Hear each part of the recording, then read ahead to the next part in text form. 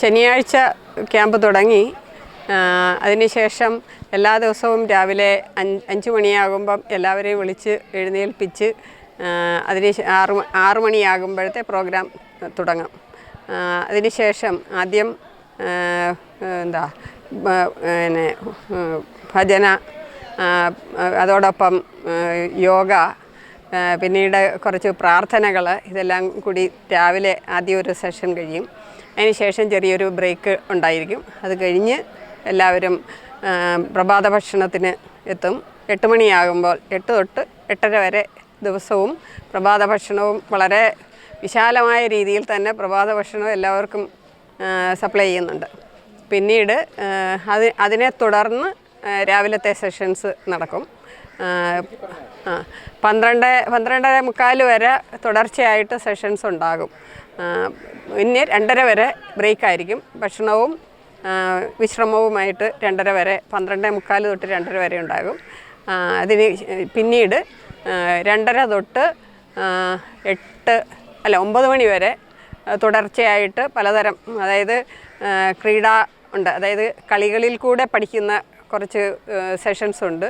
പിന്നെ എല്ലാവരെയും പ്രാക്ടിക്കലി കൊണ്ടുവരുന്ന, അതായത് സംസ്കൃതം നമ്മൾ പ്രാക്ടിക്കലി എങ്ങനെ ഇംപ്ലിമെൻ്റ് ചെയ്യാം, അല്ലെങ്കിൽ സൊസൈറ്റിയിലേക്ക് അതെങ്ങനെ സ്പ്രെഡ് ചെയ്യിക്കാം, അങ്ങനെയൊക്കെയുള്ള രീതിയിൽ കുറേ കാര്യങ്ങൾ നല്ല രീതിയിൽ പഠിപ്പിക്കുന്നുണ്ട്. അത് നമുക്ക് സംഭാഷണത്തിലേക്കും ഉപകരിക്കുന്നുണ്ട്. അതേപോലെ തന്നെ നമ്മൾ ഇതിനെ പ്രചരിപ്പിക്കാനുള്ള രീതിയിലും ഉപകാരപ്രദമായിട്ടുള്ള ഒരു നല്ല വർഗമാണ് അതായത് പ്രബോധന വർഗം എന്നാണ് ഈ ഒരു പ്രോഗ്രാമിന് പേര് വന്നിരിക്കുന്നത്. അത് വളരെ പ്രബോധനകരമായ ഒരു പ്രോഗ്രാമായിട്ടാണ് ഞാൻ കണ്ടേക്കുന്നത്.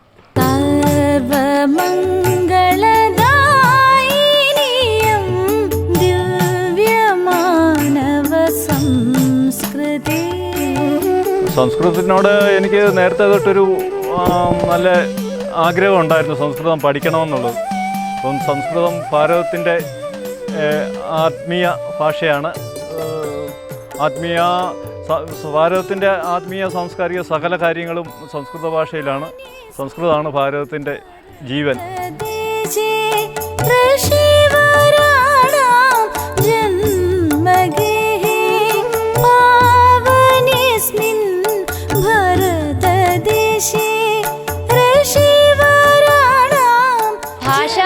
വ്യവഹാരത്തിനുള്ളതാണ്. അപ്പോൾ നമ്മളിപ്പോൾ ഡിഗ്രിയിൽ, സ്കൂളുകളിലാണെങ്കിലും കോളേജുകളിലാണെങ്കിലും സംസ്കൃതം പഠിക്കുന്നുണ്ടെങ്കിൽ പോലും സംഭാഷണം ചെയ്യാൻ പലർക്കും സാധിക്കാറില്ല. അത് പ്രതിഷ്ഠാനം തരുന്നുണ്ട്. നമ്മൾ കുറച്ച് ദിവസങ്ങൾക്കുള്ളിൽ, അല്ലെങ്കിൽ സംഭാഷണ ശിബിരമൊക്കെ 2 ദിവസങ്ങളിലോ അല്ലെങ്കിൽ 3 ദിവസമൊക്കെയാണ് നടക്കാറ്. അപ്പോൾ അതിലൂടെ സംസാരിക്കാൻ സാധിക്കും. പിന്നെ ജാതി ഭേദമന്യാണ് ഇവിടെ പഠിക്കാൻ സാധിക്കുന്നത്. പിന്നെ ജാതിയോ പ്രായമോ ഒന്നും ഇതിൻ്റെ പ്രശ്നമല്ല.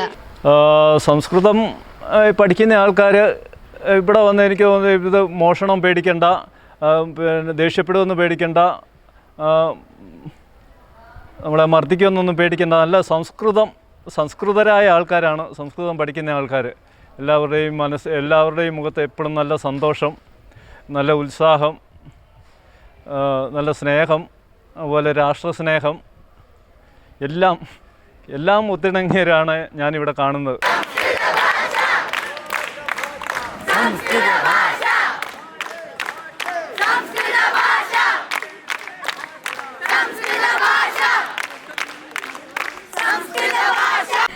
ലസതി ഭാരതി ഭാരതേ സദാ ചിരപുരാതന നിത്യനൂതന. ഭാരതി ഭാരതേ സദാ ചിരപുരാതന നിത്യനൂതന. ഒരു 15 കൊല്ലത്തോളം ഞാൻ എൻ്റെ വിദ്യാലയത്തിൽ എത്തി നിൽക്കുന്ന പോലെ തോന്നുകയാണ്. LP സ്കൂൾ തൊട്ടേ സംസ്കൃതം പഠിക്കാനുള്ളൊരു ഭാഗ്യം ഉണ്ടായ 2 വിദ്യാർത്ഥികളാണ് ഞങ്ങളുടെ ടീച്ചർമാരുടെ കൂടെ ബ്രഹ്മാനന്ദോദയം ആശ്രമ സ്കൂളിലെ സംസ്കൃത അധ്യാപകരുടെ കൂടെ ഇതുപോലെ സംസ്കൃത പ്രതിഷ്ഠാൻ്റെ ക്യാമ്പുകൾക്ക് പോകാൻ സാധിച്ചതും, അതുപോലെ തന്നെ സംസ്കൃതത്തെ കൂടുതൽ അറിയാൻ സാധിച്ചതൊക്കെ ഇപ്പോഴും ഇങ്ങനൊരു സ്മരണകൾ പോലെ ഇങ്ങനെ മനസ്സിൽ വരികയാണ്.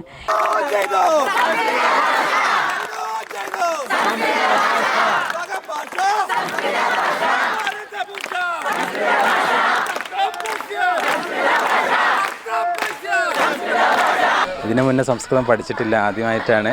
ഇതുവരെ അറബിയായിരുന്നു പഠിച്ചിരുന്നത്. അപ്പോൾ ഇതിനെ കുറച്ചൊരു അനുഭവത്തിൽ മനസ്സിലാകുന്ന ഒരുപാട് കാര്യങ്ങൾ ഇനിയും പഠിക്കാനുണ്ടെന്നാണ് മനസ്സിലാകുന്നത്. ഒരുപാട് സംഗീതങ്ങളും അതുപോലെ ഇവിടുത്തെ ശിക്ഷണ രീതിയൊക്കെ വളരെ നല്ല രീതിയിലായിരുന്നു ഉണ്ടായിരുന്നത്. അതുപോലെ ഇവിടുത്തെ ഭക്ഷണമൊക്കെ നല്ല രീതിയിലുള്ള ഭക്ഷണമാണ്. മറ്റു പറയാനുള്ളത്, ഒരുപാട് സുഹൃത്തുക്കളെ എനിക്ക് ലഭിച്ചിട്ടുണ്ട്. നല്ല ഒരുപാട് ഗുരുക്കന്മാരെയും ലഭിച്ചിട്ടുണ്ട്. എനിക്ക് തോന്നുന്നു സംസ്കൃതം പഠിച്ചതുകൊണ്ട് ഏറ്റവും കൂടുതൽ ഉപകാരം ഉണ്ടായ ഒരു വ്യക്തിയാണ് ഞാനൊരു ആയുർവേദ ഡോക്ടറാണ്. അപ്പോൾ ആയുർവേദത്തിൽ സംസ്കൃതമാണ് ഏറ്റവും പ്രധാനമായിട്ടുള്ളത്. എല്ലാ വ്യാഖ്യാനങ്ങളും എല്ലാ നിഘണ്ടുക്കളാണെങ്കിലും എല്ലാ പുസ്തകങ്ങളാണെങ്കിലും അമരകോശം ഉൾപ്പെടെ എല്ലാം ആവശ്യമുള്ളതാണ് ആയുർവേദത്തിൽ. വളരെയധികം സംസ്കൃതത്തിൻ്റെ ഉപയോഗം അനുഭവിച്ച ഒരാളാണ് ഞാൻ, അല്ലെങ്കിൽ സംസ്കൃതത്തിൻ്റെ പ്രാധാന്യം അനുഭവിച്ച ഒരാളാണ് ഞാൻ. ആ നിലയ്ക്ക് എനിക്കും ഈ പറഞ്ഞ പോലെ പഴയൊരു സ്കൂൾ കാലഘട്ടത്തിലേക്കും ക്യാമ്പുകളിലേക്കും യൂത്ത് ഫെസ്റ്റിവൽ വേദികളിലേക്കും പോയൊരു ഓർമ്മയാണ് ഇപ്പോൾ കടന്നു വരുന്നത്. ജയ്തു ഭാരതം, ജയ്തു സംസ്കൃതം, വന്ദേ സംസ്കൃതമാതരം.